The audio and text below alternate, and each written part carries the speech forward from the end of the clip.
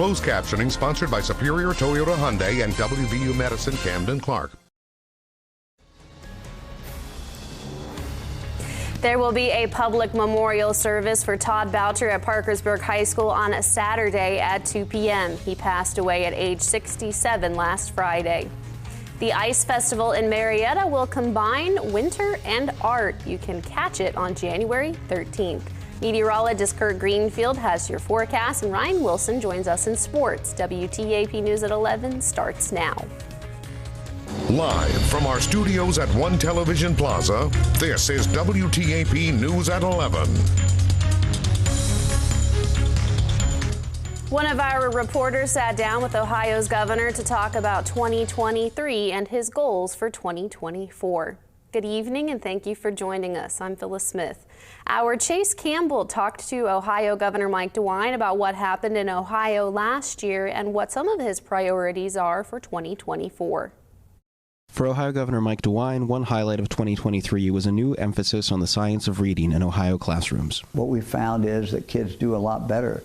Kids that are having trouble reading, struggling under the science of reading, they just do a lot better. The governor traveled across the state talking to educators and teachers about how kids really learn to read and different things the state can do to help improve the teaching of the science of reading in Ohio schools.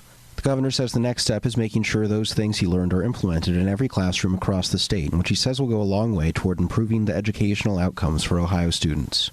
For them to have a great future, they need to be able to read. And we've got about a third of our kids today who are not reading at grade level, third grade, fourth grade. So when we get this rolled out, we know it's going to improve the numbers, and it's going to improve the number of kids who can actually read.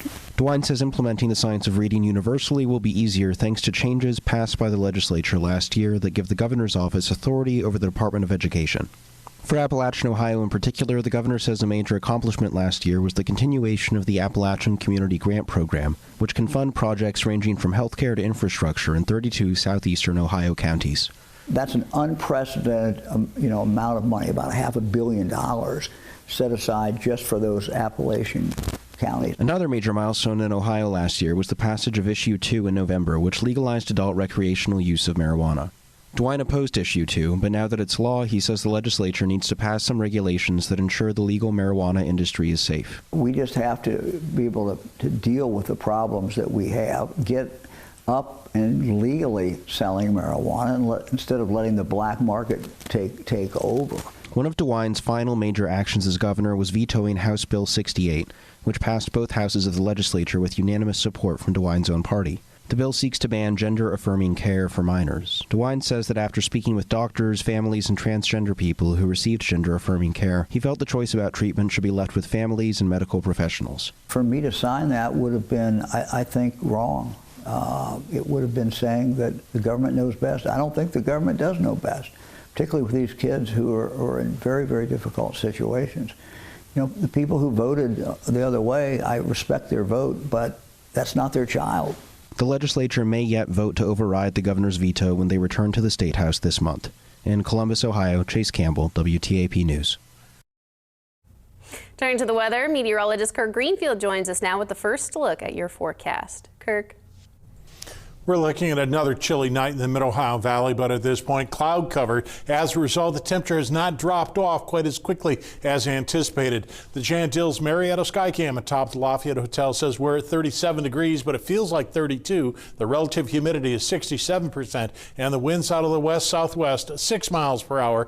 The barometer 30.04 inches and steady. So when we go through the overnight, we expect that we're going to drop below freezing with the cold front that'll be coming through. A weak one won't have any snow flurries for us, but we'll drop down to about 29 as we start the day tomorrow. Well, a cold Thursday is on tap, but what will follow? We'll talk about the weekend weather storm when I return. Back to you.